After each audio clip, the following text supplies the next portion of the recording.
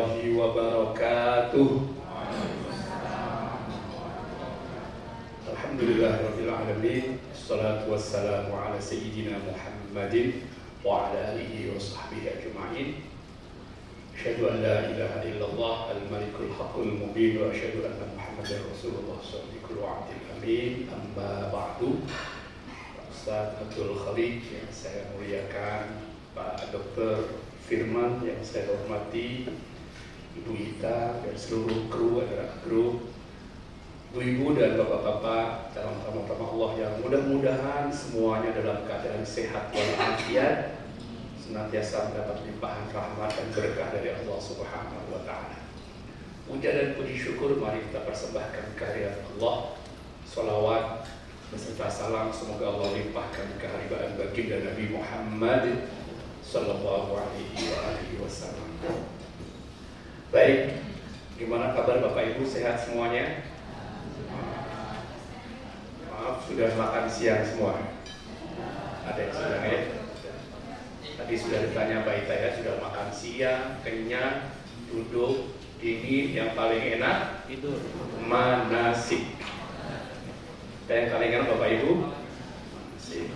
Bapak Ibu, pertama sekali mohon izin memperkenalkan diri. Nama saya Sugiarto. Saya yang insya Allah mendapat amanah untuk membersamai Bapak Ibu dalam perjalanan ibadah besok insya Allah. Tentu selain saya ada Pak Dr. Firman, dan nanti ada satu lagi namanya Pak Ustadz Adi.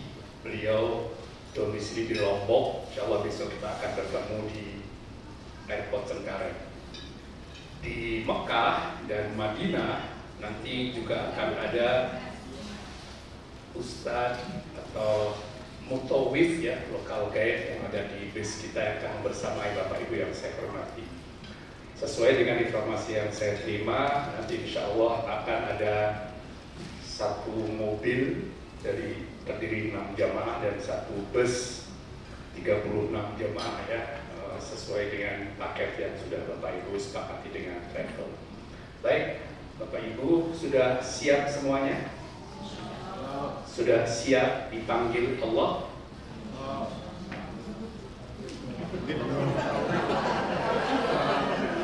Kok ada yang istirahat? Udah jadi siap ya? Kenapa Bu? Siap, bukan dipanggil Allah. Kalau saya bilang apakah sudah siap panggil Allah, yang terpikir apa Bapak Ibu? Oh meninggal, kalau meninggal belum siap. Oh Ibu udah siap banget ini. Ibu siapa udah siap banget kayaknya. Bu, Pak, mohon izin. Sering kita kadang-kadang sedikit keliru memahami tentang panggilan Allah. Sesungguhnya dalam hidup kita itu paling tidak ada 3 jenis panggilan. Yang pertama, dalam satu hari ada 5 kali panggilan Allah. Azan tepat. Mau azan langsung apa mau lewat running text itu sudah panggilan. Ya, azan itu artinya panggilan. Harusnya di speaker, di mikrofon, di musola, di masjid. Selama di TV suka dimatikan, bukan panggilan, malah pas nyala dimatikan. Kadang-kadang dari tunggu sinetronnya kan gitu. Azan itu dikumandangkan oleh muadzin. Muadzin artinya juru panggil.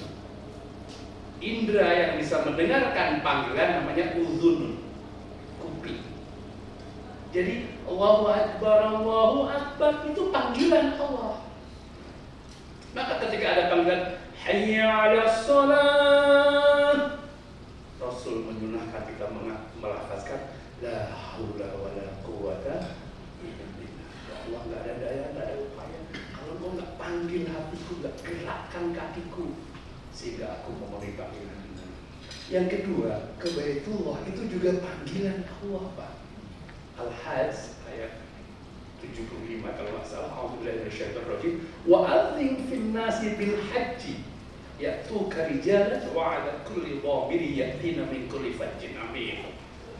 Allah berfirman kepada Nabi Ibrahim, wahai Ibrahim, wa adzim, panggillah manusia ke Baitullah. Jadi haji umrah itu panggilan Allah, Pak. Bukan panggilan travel, apalagi panggilan Raja Salman, bukan. Tapi panggilan, Bapak Ibu udah siap dipanggil Allah? Mantap jawabnya, siap. Nah, ada satu lagi panggilan Pak, habis dipanggil diumumkan di menara masjid, innalillahi. Nah, yang itu tadi Bapak yang belum siap. Balik Pak, panggilan sholat kita suka tunda, dikit lagi, tanggung. Panggilan haji, umroh, hanya terkenal orang Indonesia paling sering tunda. Udah mampu dari dulu nggak berangkat-berangkat, masih tanggung, masih ada yang penting. Udah ke Eropa, udah ke Amerika, itu belum juga ada. Tapi panggilan yang ketiga, idza jaa ajaluhum la yastakhiruna sa'atan wa la yastaqdimun. Kalau yang ketiga ini datang, nggak ada yang bisa menunda, Pak. Ya, ini mohon maaf tadi saya sambil mengamati ini beberapa yang berangkat ini banyak yang usianya di atas saya. Mohon maaf ya. Ada yang sudah 70, 65. Tapi kalau soal panggilan yang ketiga tadi nggak tahu. Bisa jadi Bapak Ibu duluan, saya belakangan, atau saya belakangan, Bapak Ibu belakangan juga. Yang duluan siapa? Apapun kita dipanggil, mau belakangan, mau mudah-mudahan husnul khatimah. Amin. Ya Rabbal Alamin. Nah, Bapak Ibu yang saya hormati, khusus panggilan ke Baitullah itu ada jawaban yang disyariatkan, namanya talbiyah. Bapak Ibu, kita berharap mudah-mudahan ibadah yang kita tunaikan besok ini makbul dan mabrur. Amin. Makbul itu artinya diterima. Mabrur itu artinya punya dampak positif. Bapak pernah dengar, mudah-mudahan hajinya mabrur ya. Artinya hajinya punya dampak positif bagi yang melakukan. Mudah-mudahan umrohnya mabrur ya. Kalau umroh mabrurah ya. Mudah-mudahan umrohnya berdampak positif. Karena ada Pak, maaf Bapak Ibu pernah tahu nggak ada nggak orang yang berkali-kali ke Mekah, tapi perilakunya nggak baik, ada nggak kayak gitu? Yang mana orangnya Pak? Di sini ada, di luar masjid itu, tetangga, nggak boleh sunnah, mungkin belum baik. Nah, Bapak Ibu saya pesankan masih ada waktu, yuk luruskan niat. Kita ibadah hanya karena Allah. Satu-satunya ibadah yang dalam Al-Quran kalimat lillahnya depan belakang itu umrah dan haji Pak. Lillah walillahi 'alan nasi hajjul bait man istata'a ilaihi sabila. Ayat yang lain wa atimul hajja wal umrata lillah. Kenapa sampai depan belakang? Karena dari mulai berangkat sampai pulang berpeluang dipamerkan umrah dan haji. Dan negara Indonesia, bangsa Indonesia, kaum muslimin Indonesia terkenal di seluruh dunia paling suka pamer. Maaf, saya pernah dipanggil oleh salah satu askar. Anda pembimbing karena saya tahu marahin, ingatkan jemaah depan Ka'bah gini. Wah, action. Dan nanti waktu kita yang paling lama Pak, bukan tawaf, bukan sa'i, bukan foto-foto. Itu yang paling lama kadang-kadang. Makanya Bapak Ibu, kami maklum. Tapi sekali lagi, jangan sampai selfie-selfie kita itu merusak akidah. Yang kedua, biar ibadah kita makbul, harus sesuai dengan tuntunan Rasul, harus membekali dengan manasik. Manasik ini singkat Pak hari ini, nanti insya Allah kalau memungkinkan waktunya di Madinah kita lakukan manasik lagi, pemantapan. Pastikan keluar ruangan ini paham. Kalau nggak paham, kita sudah ada WhatsApp group. Kalau yang belum gabung, nanti lapor ke panitia, pakai link yang ada, kita tanyakan di WhatsApp group itu. Terkait dengan ibadah, dengan hukum, dengan syariat, saya insya Allah yang akan merespon. Tapi terkait dengan teknis, aman, koper, nanti panitia yang akan merespon. Ya, jangan salah alamat ya. Bapak Ibu mau umrohnya ini asyik dan menyenangkan? Cuma 2 orang yang mau. Bapak pengen umrohnya asyik? Mau. Pengen umrohnya menyenangkan? Mau. Pengen aja atau pengen banget? Banget. Yuk, tirukan apa yang saya sampaikan. Bismillahirrahmanirrahim. Innal hamda. Sesungguhnya segala puji, segalanya dipuji. Wan ni'mata. Segala kenikmatan, segalanya dinikmati. Insya Allah umrohnya penuh dengan syukur, umrohnya penuh dengan kenikmatan. Kalau sekiranya ada hal-hal yang tidak sesuai ekspektasi Bapak Ibu, kalau ada hal-hal yang mengecewakan, hal-hal yang tidak sesuai dengan akad Bapak Ibu di tanah air, Bapak Ibu silakan tuntaskan, selesaikan sekarang sebelum berangkat, atau nanti setelah pulang. Saya akan temani Bapak Ibu ke kantor. Tapi jangan ketika kita sudah berangkat di perjalanan itu dibawa ke sana. Itu tadi saya katakan najis batin. Bapak Ibu dizolimi oleh travel, misalnya dijanjikan dikasih makan, nggak dikasih, Bapak boleh lapor. Sekarang travel gampang kita laporin, Pak. Gampang, blacklist kan. Oleh karenanya, Bapak Ibu, apapun Bapak Ibu rasakan yang nggak nyaman, ini kuncinya. Innal hamda, sama-sama. Innal hamda. Sesungguhnya segalanya dipuji. Alhamdulillah ya Allah, aku udah sampai sini. Alhamdulillah. Berapa banyak temanku yang pengen ke tanah suci tapi belum kau izinkan. Ada yang sudah daftar, malah ketipu. Ada yang sudah daftar, travel bener, dia yang sakit. Ada yang sudah daftar, dia yang meninggal. Rasa syukur. Wan ni'mata. Semua dinikmatin aja. Nikmatin aja Bapak Ibu. Itu nikmat. Nikmat itu dari sini. Begitu ada yang sudah memperkokas apa-apa, ucapan kata-kata innal hamda. Sekamar. Ini maaf, sudah tahu teman sekamar semua belum? Sudah. Di sini ada di bawah foto Ibu. Ada yang kenal, ada yang belum kenal. Ibu belum kenal. Siapa teman sekamar disebut Ibu? Yang mana? Kenal semua sudah? Hati-hati ya. Bu, nikmati di teman sekamar. Gak jarang pagi-pagi saya dapat aduan Ustaz, teman sekamar gak pengertian. Kenapa? Kalau di kamar mandi lampunya ditaruh, nyuci nyanyi pula, perutku sakit. Kalau qadarullah kita berikan dapat teman sekamar seperti itu, apa yang diucapkan? Innal hamda, innal hamda. Ada yang pagi-pagi itu sayu, kenapa? Teman sekamar berpadu, yang dua kalau tidur harus gelap, yang dua kalau gelap nggak bisa merem. Begitu temennya nyalain dia mati. Kok mati? Nyalain lagi. Semalaman ngurusin. Bagi Bapak Ibu yang bisa tidur gelap, nanti malam latihan terang. Yang bisa terang, begitu teman semua besok gelap, innal hamda, nikmatin aja. Kan nggak mungkin pas daftar di data Bapak tidurnya mau terang apa gelap, nggak mungkin. Ya, nanti akan banyak itu. Ada yang cuma sekamar. Begitu tiap masuk kamar, kresek-kresek, packing oleh-oleh, kresek-kresek. Apa yang diucapkan, Bu? Alhamdulillah. Saya punya sedikit cerita, mudah-mudahan nggak terjadi ini ya. Terutama yang sekamar tidak akrab. Kalau malam pulang dari masjid, ada kakek-kakek tidur di lobi hotel, di sofa. Mbak, kenapa tidur di sini? Wah, teman sekamar, Ustaz. Kenapa, Mbak? Lampu enggak, AC enggak. Saya terlambat masuk kamar, Ustaz. Teman udah merem semua. Pas saya udah merem, teman-teman pada, Mbak, kan saya udah bilang, Mbak, aku udah innal hamda, Ustaz. Ini gak bisa merem, katanya. Udah innal hamda, katanya. Ustaz, boleh gak saya di kamar Ustaz aja? Ya, kenapa? Besok kan mau ziarah Ustaz, udah malam. Akhirnya Bapak Ibu saya silakan gambar tidur di kamar kami. Ustaz yang lain, saya suruh tinggal di bawah. Dok, tidur aja ini biar Ustaz Jakarta tidur di sini. Alhamdulillah.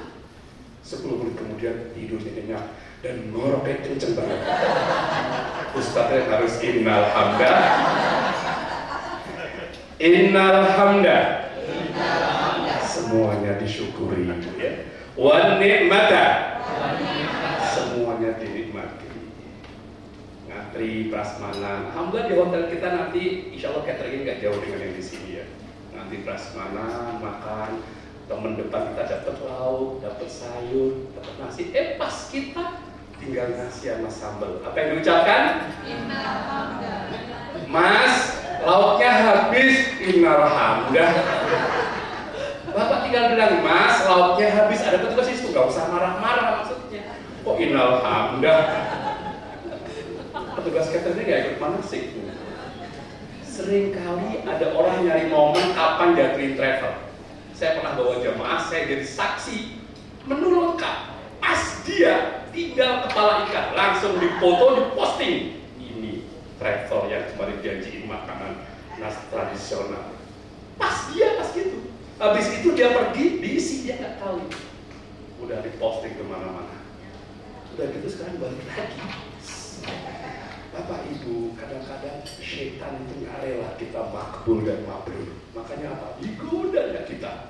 Apa nih? Dan yang bersangkutan nggak akan nyaman kayak gitu. Ada hal-hal yang kadang-kadang itu Allah masih pelajaran. Dulu pernah ada anak muda, laki-laki, rambutnya panjang bagus gitu. Dia kayaknya model shampoo dia. Pas lagi keluar, teplok, burung buang kotoran di rambut dia. Jamaah satu bus 40 lebih, kenapa itu mulusnya burung kok tepat di atas rambut dia? Saya tanya milih kira-kira. Kalau dia nggak sabar, pasti kemana-mana. Tapi kalau dia sabar, alhamdulillah, untung onta nggak punya sayap.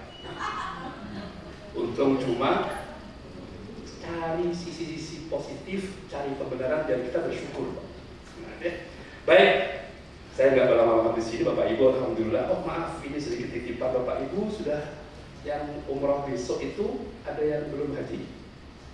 Ada ya, Pak Bu. Yang wajib itu haji. Kalau umroh itu sunnah tuh sebagian ulama. Kecuali umroh ada atau umroh haji. Tapi kalau Bapak Ibu sudah daftar ya. Tapi kalau ada orang lain yang nanya mana yang didudukan, sebaiknya haji dulu. Haji itu hukumnya wajib. Dan hanya di bulan Dzulhijjah setahun sekali. Umroh itu sunnah dan bisa kapan saja. Kecuali kalau hartanya berlimpah, bolehlah umroh dan untuk haji tadi. Dan bagi Bapak Ibu yang belum haji dan belum daftar, hati-hati kalau ditanya orang. Kalau ditanya Pak, ya haji belum? Belum. Udah daftar belum? Belum. Kenapa belum haji? Hati-hati jawabnya. Jangan dijawab yang nggak ada hubungan dengan haji. Pak udah haji belum? Belum Ustaz. Kenapa belum haji? Aduh, baru haji. Anak masih belum semua, rumah belum renovasi, kendaraan belum ganti. Pak, saya tanya kapan haji? Siapa yang nanya? Rumah anak. Apa hubungannya? Banyak orang yang berburuk sangka kepada Allah. Seolah-olah Allah hanya mengizinkan haji orang-orang yang kaya. Salah besar. Haji bukan monopoli orang kaya, Pak. Saya ulang, haji bukan monopoli orang kaya. Saya tanya, ada nggak orang yang kaya raya tapi belum haji? Ada. Yang mana? Loh, yang mana itu belum ada. Oh, luar gedung ini. Ada nggak orang yang belum kaya tapi haji? Terjawab kan? Nggak ada hubungan secara khusus, secara finansial. Maka nggak berlebihan kalau ada orang yang bilang gini, Allah tidak hanya memanggil orang yang mampu, tapi Allah juga akan mampukan orang yang terpanggil. Kalau Bapak belum mampu, jangan-jangan belum terpanggil. Kadang lucu, haji belum, tapi renovasi rumah berkali-kali, ganti kendaraan berkali-kali, handphone mahal, pulsa sanggup. Kalau dikalkulasi semua udah lebih dari haji. Hati-hati ya kayak gitu. Falyamut Yahudiyan atau Nasraniyan. Matinya kalau Yahudi Nasrani. Itu ancaman Rasulullah. Maka haji harus jadi prioritas. Haji harus masuk dalam perencanaan keuangan rumah tangga. Setiap tahun ada saja Pak berita-berita orang-orang yang maaf secara finansial terbatas tapi bisa haji. Dulu pernah ada maaf tukang sambal dari Samarinda berangkat haji karena majikannya kalau nggak makan sambal dia nggak berangkat. Pernah ada tukang pijit dari Cianjur berangkat haji, majikannya kesel dia diajak pergi haji. Pernah ada tukang sampah dapat rezeki dari orang tidak dikenal berangkat haji. Di Malang pernah ada tukang becak ya, di Jalan Dinoyo itu pernah ada tukang becak yang setiap hari Jumat menggratiskan semua penumpangnya. Tiba-tiba datang ke konglomerat, kok nggak mau dibayar? Kamu maunya apa? Pengen haji berangkat. Di Cikarang pernah daftar bersama NRA pemulung berangkat haji. Pemulung Pak, tapi nabung ya tahu ya. Bahkan Ustaz kami pernah ada yang cerita, ada ibu-ibu maaf tukang cuci Arafah pagi-pagi berangkat mau sholat subuh Pak, lagi pakai mukena keserempet mobil. Pingsan dia, berdarah-darah gitu, tergores. Siang punya mobil ketakutan, dia dibawa ke rumah sakit. Sampai ke rumah sakit dia sadar diri, aku di mana? Bu, wajah. Dia punya mobil perempuan, takut banget dia. Ibu udah sadar. Ibu tolong jangan perkarakan ini. Ibu saya biayai semua. Ini pilihnya apa? Maaf saya Bu Wajah. Neng, aku belum haji nih. Jadi ibu mau haji? Ya mau nih. Diberangkatkan haji. Kalau mau berangkat haji besok kalau nyebrang cari mobil mewah. Minta doanya. Makanya haji kan macam-macam ya. Ada haji namanya kosasi, ongkosnya dikasih. Ada haji Nurdinas. Dulu ada namanya haji Abidin, atas biaya dinas. Di dekat kampung saya di Pamulang banyak namanya Haji Mansur, karena halamannya kegusur. Zaman Orde Baru katanya banyak Haji Abu Bakar dulu, atas budi baik Golkar katanya.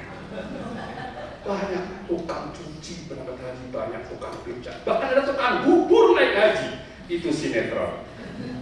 Tapi itu memotivasi, menunjukkan bahwa haji itu bukan monopoli orang. Bapak Ibu yang berangkat umroh yang belum haji, saya doakan mudah-mudahan pulang umroh segera berangkat haji. Amin. Ya, tidak harus lewat MRA, enggak. Boleh lewat MKU, Aruna. Kenapa? Suzon. Boleh MKU, Aruna atau BSA atau travel yang lain. Jadi tidak harus lewat MRA. Boleh lewat apa tadi? MKU, Aruna, Desa atau travel. Apa travel yang lain itu? MKU. Bapak Ibu, kalau haji nanti ada wukufnya. Kalau umroh tidak ada wukuf Bapak Ibu ya. Nanti jangan nanti ke saya, Ustaz kapan wukuf? Ibu haji atau umroh? Tapi jangan khawatir, nanti kita akan temani ke Arafah. Oh ini tempatnya wukuf Pak. Nanti ke ziarah. Pernah ada pas lagi di Arafah jamaah turun. Kenapa Bu? Tidak ada titipan. Kenapa? Dia bawa foto, dia korek-korek tanah Arafah, ditanam fotonya di situ. Kenapa? Katanya kalau foto ditanam di Arafah bisa haji. Itu mitos, itu syirik. Dari mana ajaran itu? Gak ada. Kalau berangkat haji foto selain NRA. Berikut ongkosnya, insya Allah dipanggil. Kalau di Arafah ya salah. Insya Allah Bapak Ibu kita akan ziarah pada hari berikutnya, naik bus. Nanti kalau di sini saya lihat di hari Seninnya kita akan ziarah, kita akan dipandu perjalanannya. Baru hari Selasanya Bapak Ibu kita akan mulai prosesi umrah kita. Pagi hari biasanya kami akan temani kita berpamitan dengan Rasulullah, ziarah wada. Setelah itu Bapak Ibu dianjurkan untuk potong kuku, mandi, pakai wangi-wangian, sholat sunnah. Semua dilakukan di Masjid Nabawi sholat sunnahnya. Nanti saya akan tuliskan di WhatsApp grup. Sholat sunnah ihram, sholat sunnah qobliyah zuhur, nunggu zuhur berjamaah. Kalau sekiranya jam, karena saya dengar Bapak Ibu akan naik kereta ya. Nanti kita akan cek jam kereta jam berapa. Kalau kira-kira jam keretanya itu lebih awal, biasanya kami kondisikan makannya lebih awal. Baru sholatnya mungkin nanti di Ali. Kami belum sampaikan sekarang karena informasi jam kereta kita belum sampai ke saya. Ya, Bapak Ibu, insya Allah nanti pas hari Selasa pagi atau Senin sore itu biasanya kami akan informasikan. Yang jelas kita meninggalkan Madinah sudah makan siang. Bagi yang nggak tahan lapar, makan siangnya boleh di jamak takdim, nggak apa-apa. Ya, tapi dikosor ya. Soalnya nanti insya Allah sampai Makkah juga makan lagi. Karena kita naik kereta, biasanya tiba di Mekah lebih awal. Saya pernah bawa jamaah naik kereta beberapa bulan yang lalu, sampai di Mekah, Bapak Ibu, hotel belum ready. Kunci belum siap. Kalau ini terjadi, Bapak Ibu, kita akan langsung tawaf dan sa'i. Jangan khawatir. Koper ada yang mengamankan. Tergantung jam kereta kita, jam berapa. Karena dalam jumlah banyak seperti ini kadang-kadang biar semua terakomodir itu harus nyari jam keberangkatan yang semua dapat 1 kali keberangkatan. Ya. Jadi kalau sekiranya kita tiba di Mekah, kamar sudah ready, kunci sudah siap, alhamdulillah, langsung check-in, ketemu lagi di lobi, kita sholat. Baik Bapak Ibu, nanti niat kita kondisikan, biasanya tetap niatnya di bid'ah. Nah, setelah niat Bapak Ibu, baru larangan-larangan ihram berlaku. Nanti kita akan ulang-ulang lagi ya. Gak boleh potong kuku, nyabut rambut, pakai wangi-wangian, nutup kepala. Maaf, ibu-ibu gak boleh menutup muka ya. Termasuk niqab juga harus dilepas, cadar juga harus dilepas. Gak boleh berhias. Laki-laki gak boleh pakai pakaian berjahit, gak boleh pakai kaos dalam, gak boleh pakai celana dalam, dan ustadznya gak ada yang ngecek. Ogah saya ngecek. Gak ada yang bertengkar, gak ada yang berdebat, gak ada yang berkata-kata porno. Nah, bertengkar, berdebat, itu yang tadi saya sebutkan, itu bisa merusak ihram kita. Ini larangan. Kapan perdebatan terjadi? Biasanya kalau di dalam bus itu ada jamaah yang sudah pernah umroh, umrohnya pakai travel yang lain dan caranya beda. Oh, itu sering. Ini umroh cara apa ini? Dulu saya pernah ada umroh dengan ini, nggak kayak disebut nama travel. Padahal travel yang disebut sudah ditutup oleh pemerintah, disebut sama kita. Kok kayak gini? Bapak Ibu kalau pernah umroh dengan travel yang bukan NRA Group dan caranya beda, temui kami. Kita diskusi, kita buka, kalau perlu kita bedah referensi. Kamu tentukan harus seperti ini, kita punya referensi, punya rujukan. Ya, jangan sampai ini menimbulkan perdebatan, akhirnya apa? Rusak ihram kita. Ya, jangan berkata-kata porno. Bapak Ibu yang punya WhatsApp group, teman-teman SMP, saya suka ngaco ngomongnya itu, Bapak izin keluar dulu, biar gak bisa pakai ihramnya. Gak boleh melakukan hubungan suami istri ketika pakai pakaian ihram saja. Saya lihat di beberapa daftar ada pasangan suami istri, ini hati-hati, pas pakai pakaian ihram hindari. Syaitan ganggunya luar biasa. Pernah terjadi. Akhirnya harus menyembelih seekor onta dan ihramnya batal. Ya. Tapi kalau pas tidak pakaian ihram, berkah, silahkan. Ustaz, tapi kan saya sekamar berempat, gampang. Yang 3 suruh beli kurma agak jauhan dikit. Saya ajarin Pak. Yang 3 suruh beli kurma agak jauhan dikit, Bapak cari kesempatan. Nanti yang 3 tinggal bilang wali biro kan gitu. Insya Allah kita akan tiba di Mekah kalau pakai kereta. Itu biasanya sore ya, antara maghrib isya. Biasanya selesai isya kita bisa langsung melakukan tawaf dan sa'i. Pastikan sebelum berangkat ke Masjidil Haram, suci dari hadas, nutup aurat. Syarat sahnya 7 putaran. Ka'bah di sebelah kiri, di dalam Masjidil Haram dan berturut-turut. Bapak Ibu, kalau batal lapor. Tidak boleh tayamum karena air berlimpah di sana. Ustaz, saya batal, bilang. Hotel kita insya Allah di Makkah Hotel, tepat di ring 1. Turun, Bapak mohon maaf saya sebut merek ya, ada KFC, itu langsung, itu 79. Turun udah langsung pelataran Ka'bah. Bahkan buka pintu itu ada eskalator yang ke sana. Sangat mudah. Tapi kadang-kadang karena dimanjakan itu suka berangkatnya pas azan. Sebagainya.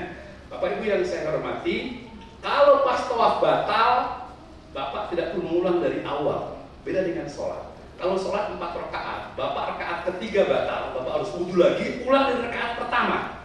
Takbiratul ihram. Tapi kalau tawaf tidak. Bapak rakaat putaran 1 biasa, lancar, 2, 3, pasan keempat batal. Bapak keluar, wudhu, mengulang lagi, cukup yang keempat. 1, 2, 3-nya sudah sah. Itu bedanya tawaf dan sholat. Sholat 1 sampai salam, 1 kesatuan, tapi kalau tawaf 1 kali putaran 1 kesatuan. Sunnah, nah ini yang kita lakukan nanti tawaf yang pertama Pak ya, tawaf umroh. Kita nggak tawaf kudum, kita juga bukan haji, makanya bukan ifadah. Kalau pengen tawaf sunnah Bapak Ibu, sekarang ketentuannya harus pakai pakaian ihram. Yang laki-laki pakai baju ihram yang bisa di pelataran Ka'bah. Tapi kalau pengen tawaf di lantai 2, pakai biasa nggak apa-apa. Sebelum meninggalkan Mekah nanti insya Allah kita akan tawaf wada ya, atau berpamitan. Nah, sunnah kalau bisa jalan kaki. Kalau nggak memungkinkan jalan kaki boleh pakai kursi roda. Sekarang sudah ada pakai golf car, sudah ada pakai skuter, sudah banyak sekarang. Tapi nggak ada sunnahnya kalau itu. Ibu-ibu bapak yang mau pakai kursi roda nanti lapor di kami pada saat di Madinah ya. Kami bantu, kami carikan. Kalau memungkinkan yang mendorong orang Indonesia biar komunikasinya gampang, dijemput di kamar, temani, pulang lagi ke kamar. Tapi kalau sampai Makkah baru lapor, kadang-kadang kami susah nyari orang Indonesia. Terpaksa saya dorong orang Arab. Orang Arab yang dorong saya nggak tahu pakai rem apa enggak itu. Kadang-kadang sekolah sudah cepat banget. Bapak Ibu, sunnah buka bahu bagian kanan bagi yang berkenan. Saya pernah punya jamaah nggak berkenan dibuka, Pak. Ternyata ada tulisannya.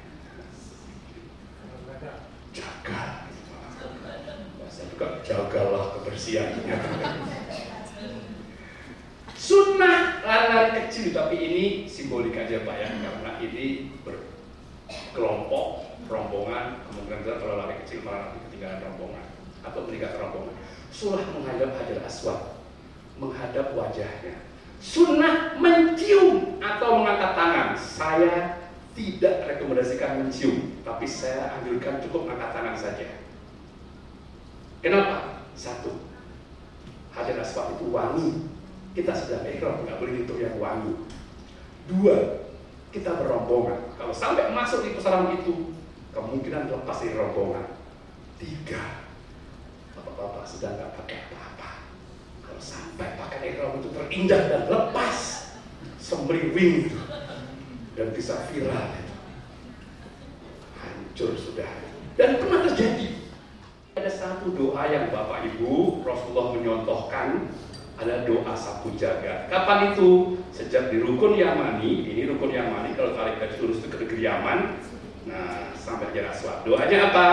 Doa sapu jagat. Bapak Ibu hafal? Yuk sama-sama. Rabbana atina fid dunya hasanah wa fil akhirati hasanah wa qina adzabannar. Alhamdulillah sudah punya modal. Pak Ustaz, aku cuma hafal itu.